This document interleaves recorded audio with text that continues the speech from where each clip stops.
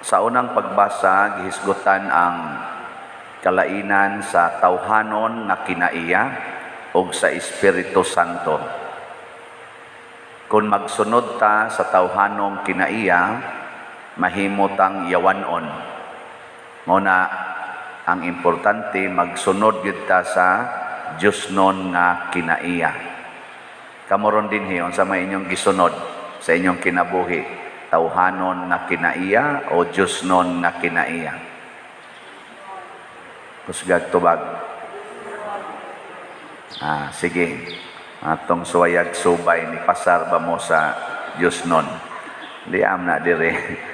Sulat ni San Pablo ngadto sa Galacia. Ingon din siya, apan ang Espiritu naghatag sa gugma. Sige mo gigugma o magyaw-yaw sad. Tubag ko diha. Unya kalipay. Naghatag og kalipay. Sige mo hatag og kalipay sa inyong mga anak, sa inyong kuyog sa pamilya. O mga saba sad. Natanawa. Kalinaw. Kalinaw ba? Kanang way maratol, malinawon kaayo. Nagkahiusa o magmaritisad. Muna, pailom. Kanang musugot ra kag magsigi siyag kasa. Sigig supak sa imong gusto, maka-tolerate ra gyud ka, pailom. Kaluoy. Unsa man ning kaluoy? Kana bang ang tao nga nakasala, ang tao nga murag gi pakaubos, maluoy ta nila, dili ta magsigi og kasuko. Kaya usahay ra ba kaning nakasa, ang ato dayong reaksyon kasuko. Nya kaayo. Magsikag hatag og mga maayo ngadto sa imong isig ka tawo.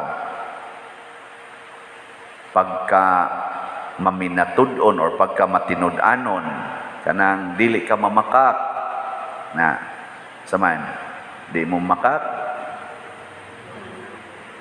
yung malakod tutukan. Pagka mapaubsanon, ang pagpaubos kanang pagsigi og dawat bisag unsay ihatag sa Ginoo, dawaton gyud, dili punayag usab, no? Sama na mga kilay, mga buhok, ug uban pa, siging usab. O pagka mapinugnanon sa kaugalingon, labi na gyud sa mga batan-on, pugong anang sexual desire, dili mag-premarital sex. Ang mga minyo sad pugong, ayaw mo pagsigi og tan-aw anang mga dili minyo. Pugong sa kaugalingon ba? Pugong sa kaon, pugong sa pagpatuyang sa kaugalingon. Mao ni siya ang mga pipila ka, mga Diyos non nga kinaiya. Pero ang yawanon, murag permitang mo pasar ani. Unsa may mga yawanon? Tawhanong kinaiya makita sa malaway. Kana mga buhat nga malaway. So, silpon palandaan. Hugaw ug hilas nga mga buhat. Pakita-kita na mga lawas, mga pusod, mga kigol ug uban pa diha. Anang mga hugaw. Hugaw kay natanaw na. Nindot sa dusahay noon. Ingon man sa pagsimbas mga Diyos-Diyos, idolatry. Kana bitang bisag kaniya to mga larawan, mahimo maning idolatry. Panahon nga kita magtan-aw na ni ana nga murag mauragid na ang Ginoo. Fanatic na ta ba? Fanaticism o kanang kwarta, idolatry maginang kwarta. Pagpamarang, makita usab kini diha sa pagdinumtanay. Sus daghanas ni pasar ani na dinhi ay nang nimba panguban. Unsa man ning domot, di man necessarily nga kapatyonon kas tao. Kana lang imo lang likay-likayan, kan di kaganahan nga magkita mo, di kaganahan nga magkaduol mo. Domot naman gunagod. Wa de mo ana. Pagbingkil-bingkil, lalis ana mga koral, mga utlanan, kana mga karsada, parkingan, nya makiglalis dayo. Ko ana dia, boros bugon sada, bingkil-bingkil man na siya.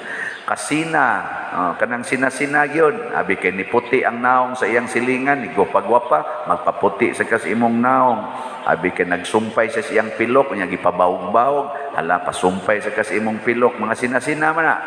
Abi kay ni palit siya motor, palit sa kag motor, bisag inutang. Na, kapungot, kana siging kasuko.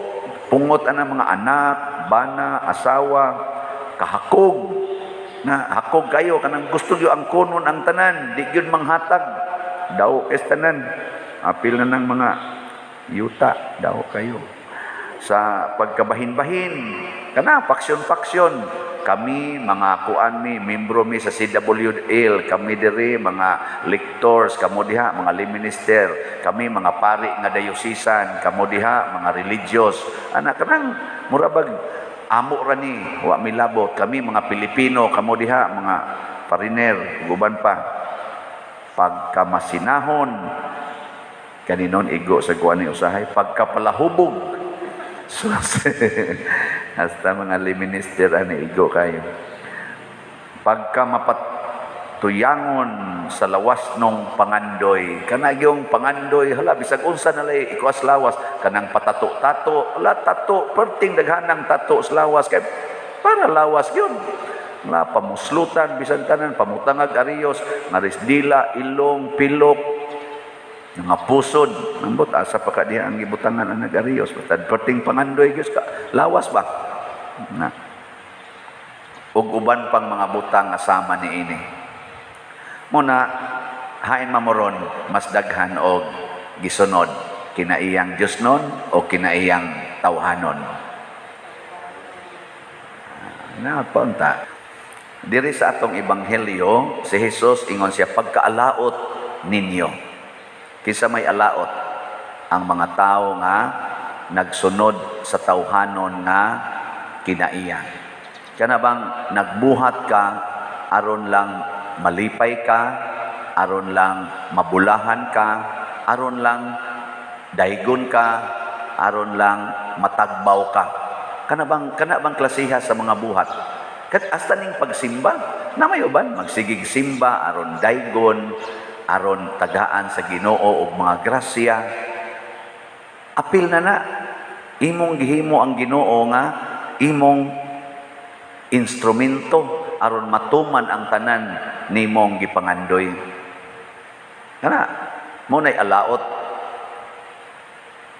nya kinsa may bulahan kanang nagpractice sa gugma og hustisya. Diosnon nga gugma, Diosnon nga hustisya. Unsa man ning gugma? Matud pa ni Hesus diri, tan-awa ang gikinahanglan sa mga kabos. Tan-awa ang kahimtang sa imong mga isig katao.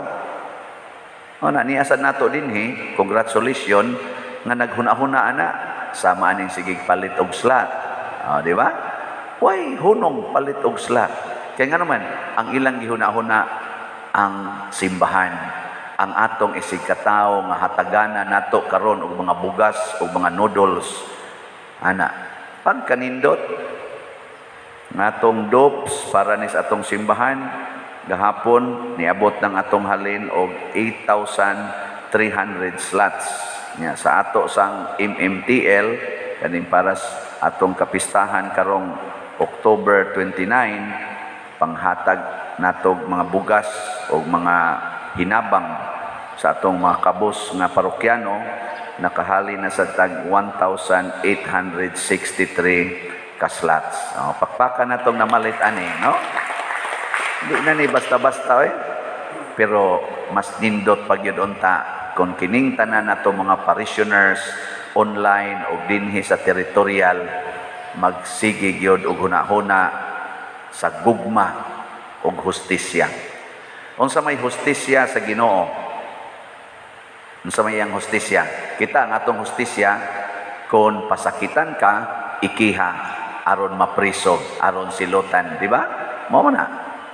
Karon ay balita nga usa kuno ka top NPA kaning leader na porti na ginang daghana kuno og salaod sa atong nasod napatay sa kanarong ongoing pa nga enkwentro sa gubat sa NPA o sa military dito sa Negros.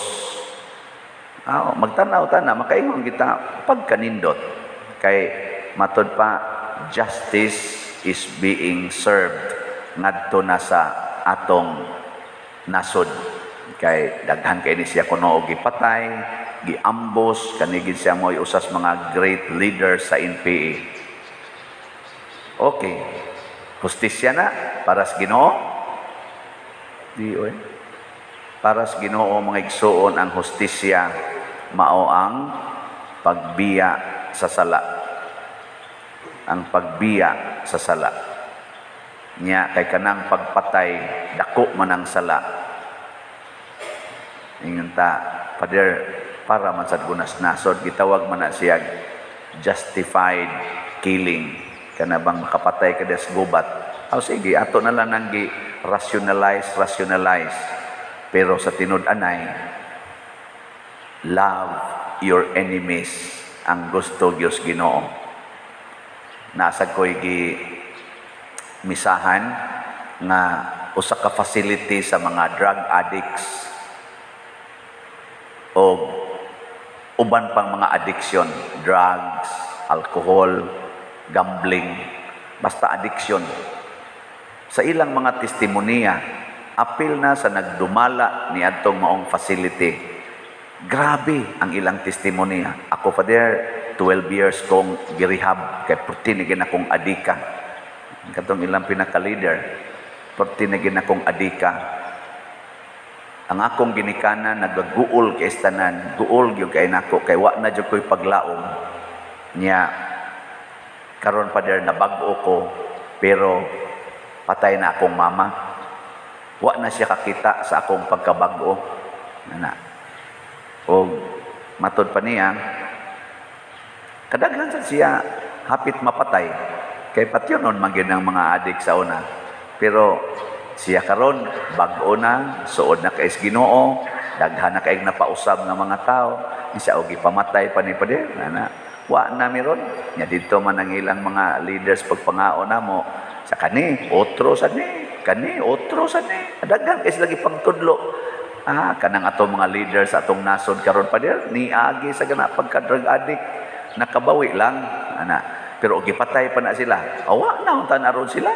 Na sila gipang-mention na mga leaders nato na mga niagi sa pagka-addict nga karon they are doing very well. O gipatay pa na. Wa na. Lisod ba ya ang hustisya sa Ginoo? Unsa may hustisya niya? Bahalag patyon ta, basta di lang gid ta mo patay. Tanawa siya. Gipatay, kainhustisya na, pero okay ra. Kay para sa Ginoo, ang pagpakamatay para sa paghigugma sa atong isig katawo. Ang pagpakamatay para ang sala mahunong. That is the best weapon against the evil one. Kanibang balik sa first reading, kanibang gahom sa yawa. Ang gahom sa yawa, iagi na sa atong tawhanon na kinaiya. Sige, iguli ros inyo. Kanang mga yawanon des inyong balay. Tutuki ko no, yung na tagaan ti kag hustisya. So, ang imong bana, sigig sugal, di ragid nimo kasaban. Imo lang siyang hinayog sulti dong maka-impierno ba yan ang sugal kay tawhano ng kinaiya. Siya usbarog tabi, di ba, piti yung kambuanga karon diya. Ngayon ka, hustisya, unsa may hustisya? Ayaw na og sulti, kay musamot ang sala. Di ba? Hilom lang ka, ugma na sad, dong, kanang sugal, makapa-impierno ba yan na, piti dahil ka, ikapiti ni mo dire, hilom, tambalan sa nimo imong lagom, kaugma na sad, dong, kuan ba yan na, makapa-impierno ba yan na, tamparoso na sa pikas ni mong api, maingon na sa ganiya, this cannot change my love for you. Di, gugma na sa di mong gihatag. Nya, okay na ninyo, dili.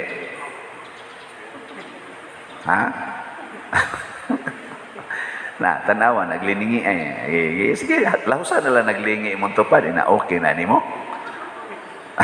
Kati, patagma na, patagma. Mao maginay ato, patagma. Patagma. Ayaw, ang makapatagam sa tao, mao gyud ang experience of evil. Wa gyoy ganahagyawa. Kinsa ko ninyo ganahagyawa.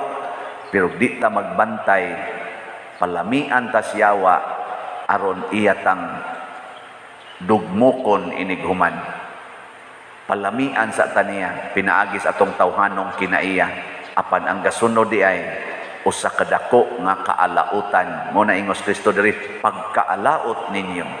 Kay giuna ninyo ang inyong kaugalingon, duna unyay mahitabong dautan sa inyong kaugalingon. Bulahan ang niuna paghatag og gugma og hustisya sa iyang isig katao, bahala gisakitan kay dunay gasunod nga kabulahanan. Mao na ang mahal nga birhen, bulahan ka sa mga babae nga tanan. Nganong bulahan man siya sa mga babae nga tanan? Portis ang sakitas iyang giagian aron mahatagan ang isig katao og kabulahanan. Kining ato rong namalit og slots, nasakitan biya sad ni sila, pero ang nipalit mabulahan gyud. Naay ni ingon ako, Pader, sige na kong paminaw nimo, na konsensya gyud ko, pero sa una musaway biya ko anang imong baligya-baligyag slot, mangilad man ni Pader mangilad man ni siya, mangingilad man ning pariya. Ganahan lang ko sa imong humili. Nya nadugay ko na akong sulti nga, kamo sige mo paminaw, wa gi mo ipalit-palit. Ingon siya, mo palit lang kog kausa. Lord, palit lang kog kausa, pero di jud ko motuo aning Father nga ang kanang mopalit, malangit, nana di ko motuo. Ana, ni palit lang siya kausa, respeto kuno kay bayad na lang sa kuno sa sige kuno niyang paminaw ba. Ni siya, bayad na lang sad ni kay wasan na koy kami, mura na lang ni og kanang mura bag hogs kolekta ba. Nya natingob-tingob na palit siya og usa ka slot. Sus matod pa niya paghuman kuno niya palit og usa ka slot. Doon na kuno'y dili ma-explain na kalipay nga iyang gibati. Purti yung kuno niyang lipaya nga murag wapas siya kasuway atong kalipaya. Siya hala, tinuod man di ay. Karon sige na siya palit. Na-addict na siya. Nya, kamo din na-addict na mo. Tanaw na ko sa inyong naong murag mo na kay nga na bang gipakita sa Ginoo ba nga kumpiyansa ka? Sige, antosa og buhat ang akong gisulti, di ba makatilaw gyud kag kalami nga wap-an nimo matilawi sukad masukad. Ana, kay ang Ginoo tuburan sa tanang kalipay. Pero kun mo sige tag supak niya, makatilaw gitag kaalautan. Nindog ta.